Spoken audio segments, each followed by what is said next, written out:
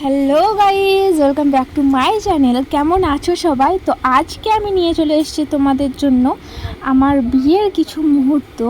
তো আর একটা কথা তোমাদেরকে বলি যে বিয়ে করো ঠিক আছে, কিন্তু মানে ভোরের দিকে লগ্ন কোনো দিন বিয়ে করতে যেও না, তো তোমাদের সব কিছু ভেস্তে যাবে। তো অনেকক্ষণ বসে থাকার পর আমাকে ডাকা হলো যে বিয়ের জন্য। তো বোর হয়ে গেছিলো আর ঘুম তো চোখে ছাড়ছিল না, এত ঘুম আসছিল। যাই হোক, আমাকে নিয়ে গেল জামাইবুড়া পিড়িতে করে। তো তারপর মালাবদল শুরু হলো, মালাবদল শুভদৃষ্টি এসব শুরু হওয়ার পরে আমাকে নামিয়ে দেওয়া হলো এবং ক্যামেরাম্যানরা বললো আরেকবার মালাবদল করতে, ছবি ফটোশ্যুটের জন্য।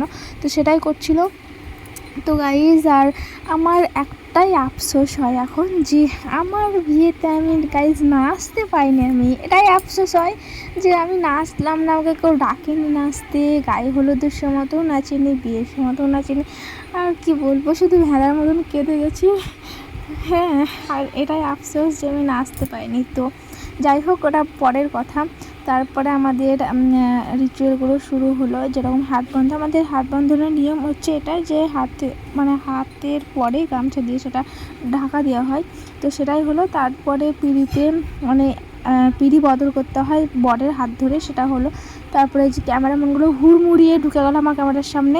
তো যাই হোক, আমাদের ফটোশ্যুট হচ্ছে এখন।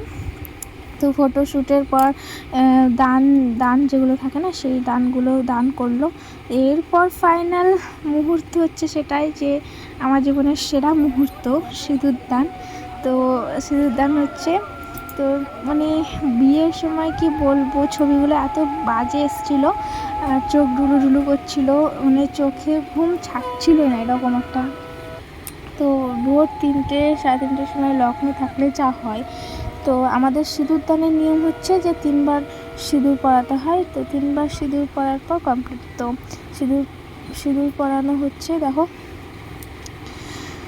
তো গাইস, তোমরা কেউ ভোরের দিকে লগ্নে বিয়ে করো না, ঠিক আছে? মানে সন্ধ্যে রাত্রিতে ঠিক আছে, তোমরা বিয়ে টিয়ে করে একটু ফুল মাস্তি করবে, নাচ করবে, গান করবে, এটাই হবে, মানে ভালো হবে। তো আমাদের তো সেরকম কিছু হয়নি। বিয়ে করার পর খাওয়া দাওয়া করে কিছুক্ষণ বসার পরেই আমরা বেরিয়ে গেছিলাম বিদায়। তো তারপরে দেখো, লজ্জাবস্ত্রের নিয়ম হচ্ছে যে বর লজ্জাবস্ত্র দিয়ে মুখটা ঢেকে দেবে, আর বউ মানে 3বার ওই লজ্জাবস্ত্রটা ফেলে দেবে। 3বার এটা হওয়ার পরে আমাদের গাঁটছড়া বেঁধে দিচ্ছে ঠাকুরমশাই। তো গাঁটছড়া বাঁধার পর হচ্ছে খই ফেলা। তো এই খই ফেলে হাত দিয়ে, এটা আমাদের অনেকের কুলো দিয়ে ফেলে, আমাদের কুলো দিয়ে না, আমাদের হাত দিয়ে। আর অনেকের আগুন মানে যজ্ঞ হয় না, ওই যজ্ঞতে ফেলে, কিন্তু আমাদের সেটা না, আমাদের মানে ঘট থাকে, ঘটের উপরে খইটা ফেলতে হয়। তো এটা এইটুকুই। আর তারপরে আমাকে আমার জামাইবাবু হাত ধরে নিয়ে গেল ঘরের ভেতরে, কিন্তু এই যে আমার বোন দিদি সবাই মিলে ঘরের ভেতরে খিল লাগিয়ে বসে আছে পয়সা নেবার জন্য ঘর ঘেরে। তো আমি ডাকলাম, অনেক শুনলো না। তো এবার বরের পালা, বরকে কথাবার্তা বরকে বলতে বললো। তো বর বললো যে টাকা পয়সার ব্যাপারে। তো তারপরে এটুকুই তোমাদের সঙ্গে শেয়ার করতে পারলাম। গায়ে হলুদের এগুলো কিছু ভিডিও করা হয়নি সময়ের অভাবে।